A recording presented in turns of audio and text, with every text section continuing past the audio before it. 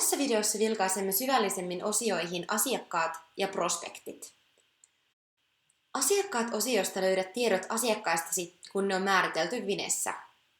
Näet yhdellä vilkaisulla asiakkaillesi lähetettyjen sähköpostien määrän, sen, kuinka paljon asiakkaat ovat vierailleet verkkosivuillasi ja kuinka paljon asiakkaistasi on noussut liidejä myynnille.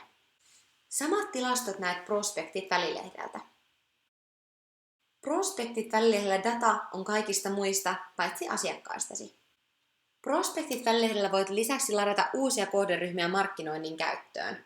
Klikkaa silloin oikean yläreunan punaisesta napista Lataa osoitepalvelusta. Voit rajata kohderyhmää esimerkiksi uutiskirjeen tai muun kampanjaviestin vastaanottajaksi haluamallasi kriteereillä. Voit suodattaa hakua muun muassa toimialan, henkilön tehtävänkuvan, yrityksen henkilöstömäärän, liikevaihdon tai vaikkapa paikkakunnan perusteella. Napin painalluksella saat uusia prospekteja markkinoinnin käyttöön. Vinestä löytyy päättäjätiedot yli 380 000 henkilöön ja yli 325 000 yritykseen. Kokeile heti, miten kohderyhmähaku toimii.